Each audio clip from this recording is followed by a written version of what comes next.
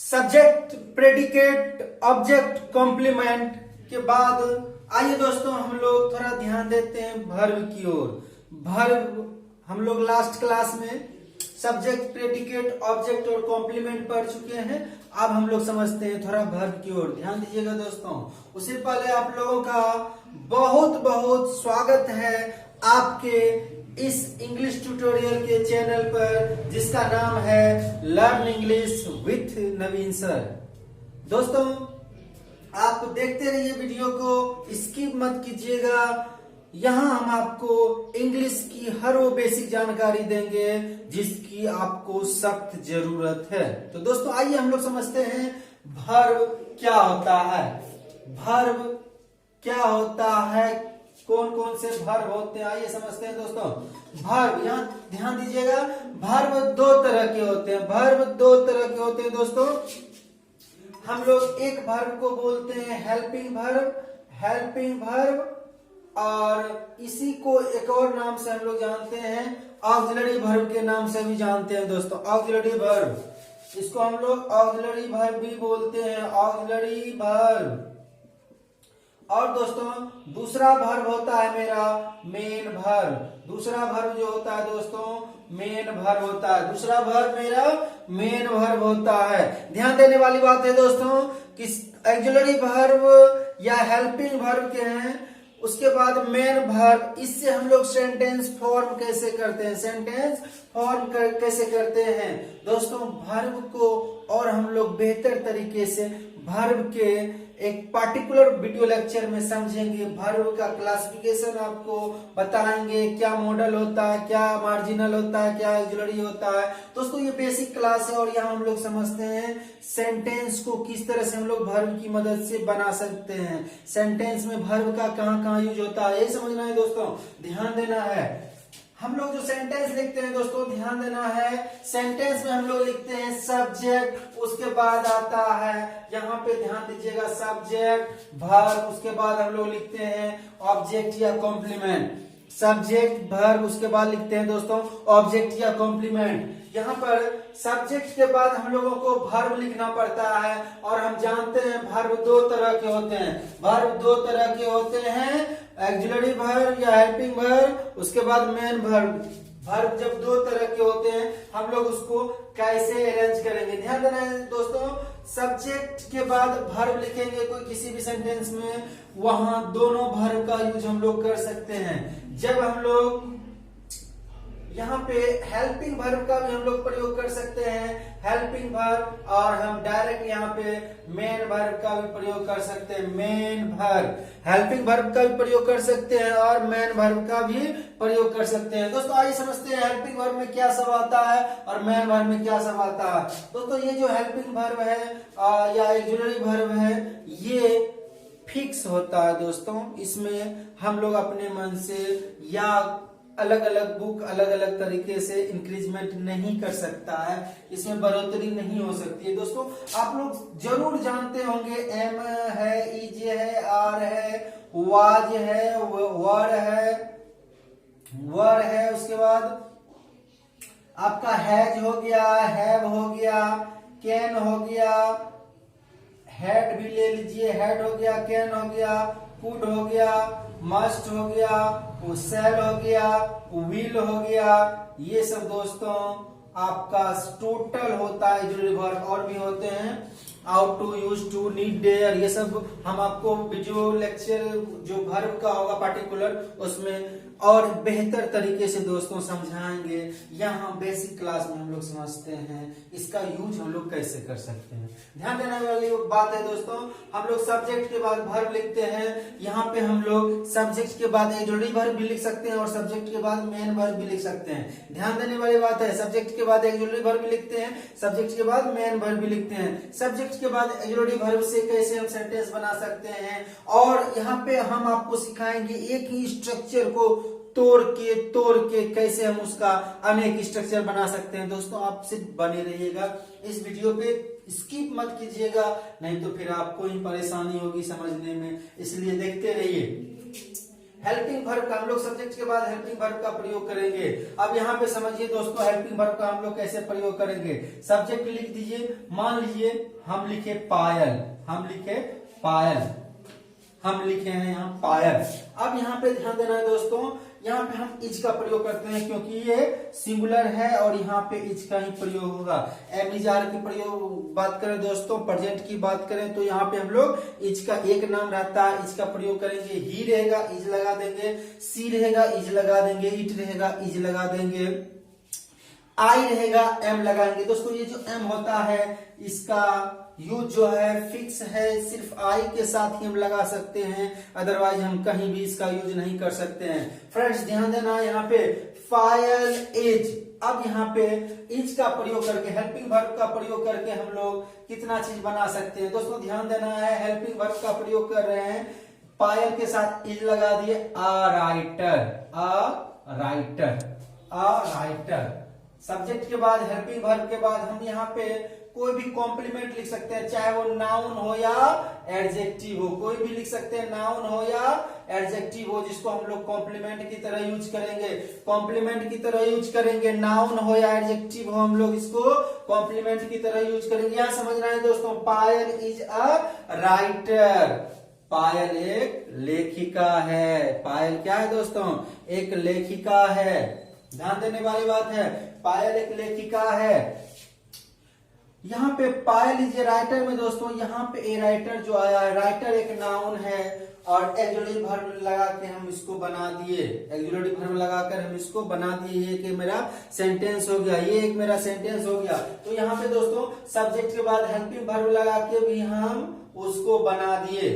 और सब्जेक्ट के बाद दोस्तों मेन वर्ब हम लोग कैसे यूज करते हैं, यहाँ पे ध्यान देना है।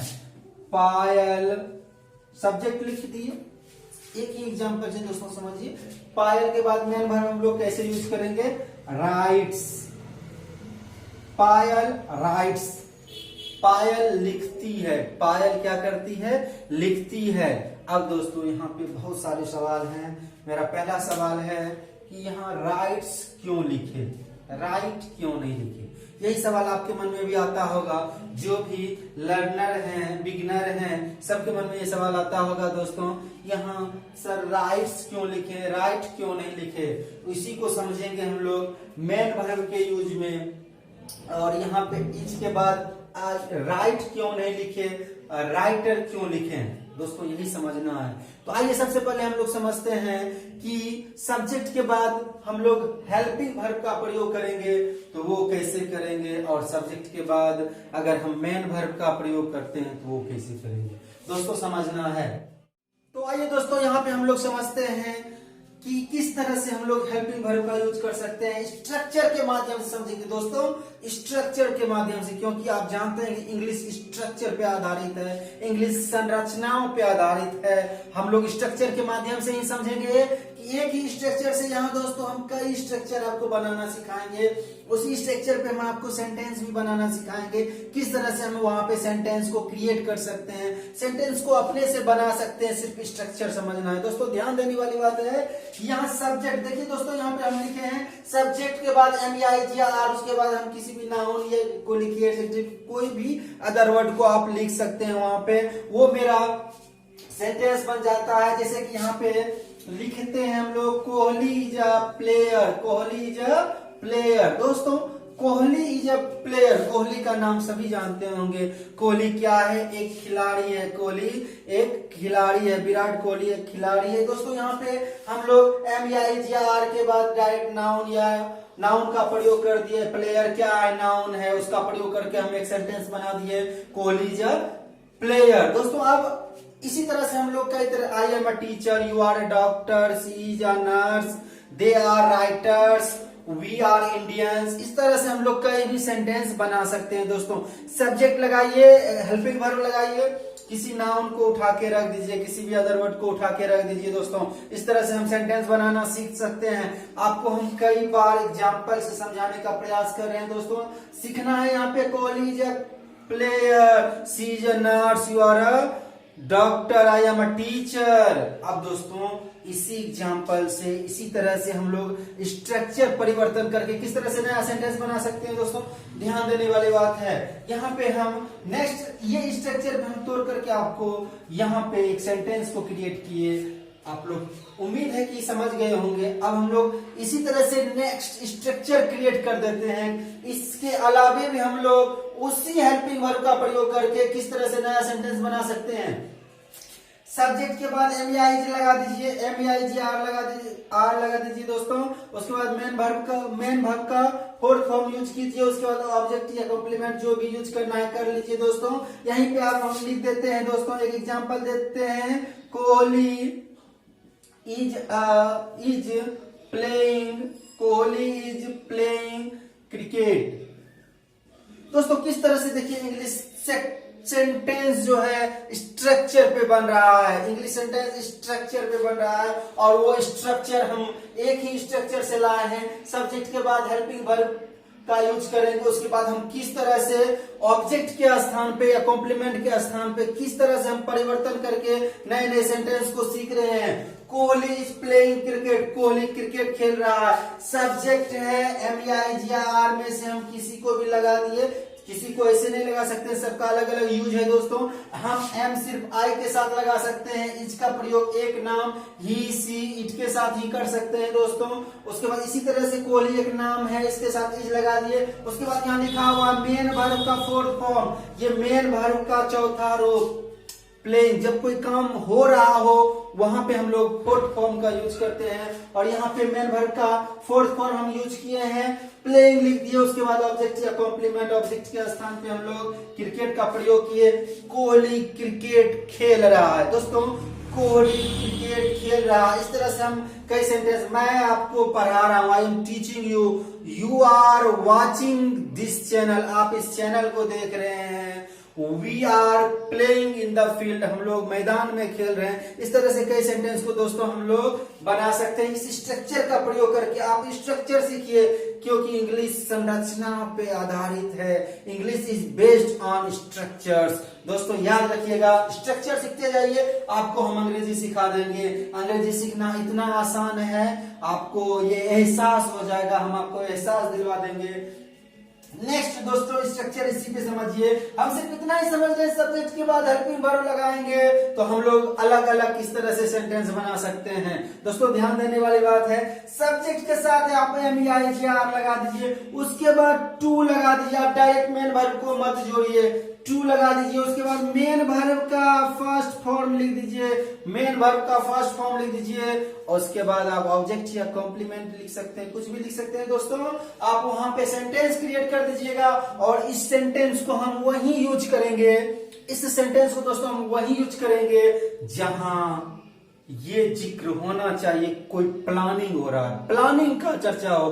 प्लानिंग आप लोगों को पता होगा दोस्तों, जैसे प्लानिंग, मैं कल दिल्ली जाने वाला हूं, ये मेरा प्लानिंग है, ये मेरा प्लानिंग है। मेरे पिताजी ऑफिस से आने वाले हैं, ये मेरा प्लानिंग है। मैं तुम्हें मारने वाला हूं, ये मेरा प्लानिंग है दोस्तों। ये सब प्लानिंग में आता है। इस तरह के सेंटेंस को हम लोग किस तरह से बनाएंगे, सब्जेक्ट लगा दीजिए, MEIGR लगा दीजिए दोस्तों, और उसके बाद टू लगा दीजिए। उसके बाद मेन वर्ब का फर्स्ट फॉर्म यूज कीजिएगा। ध्यान देने वाली बात है दोस्तों, first form of the verb, main verb का फर्स्ट फॉर्म यूज कीजिएगा। उसके बाद ऑब्जेक्ट या कॉम्प्लीमेंट लगा दीजिए, जैसे कि आई एम, कोहली से लीजिए दोस्तों, ज्यादा समझ में आएगा आपको, कोहली से ही लीजिए। Kohli is to play cricket. दोस्तों यहाँ पे ध्यान देना है, किस तरह से देखिए एक ही सेंटेंस को हम लोग तोड़ तोड़ के अलग से अलग स्ट्रक्चर पे उसको बेस्ट कर रहे हैं, उसको अलग स्ट्रक्चर पे बना रहे हैं। Kohli is to play cricket, Kohli cricket खेलने वाला है, कोहली क्रिकेट खेलने वाला है।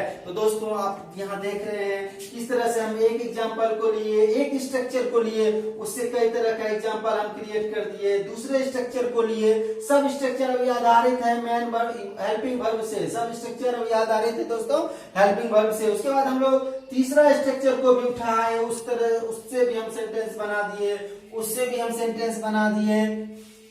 इस तरह से दोस्तों अब हम लोग नेक्स्ट बढ़ते हैं, चौथा स्ट्रक्चर को उठाएंगे कि सब्जेक्ट के बाद MIGR लगा दीजिए, उसके बाद अबाउट टू प्लस भी वर्ब का फर्स्ट फॉर्म यूज कर दीजिए, उसके बाद ऑब्जेक्ट या कॉम्प्लीमेंट लिख दीजिए। दोस्तों यहां से भी हम सेंटेंस बना सकते हैं। देखिए दोस्तों नेक्स्ट सेंटेंस क्या है, नेक्स्ट सेंटेंस इसी को आगे बढ़ाते हैं। कोहली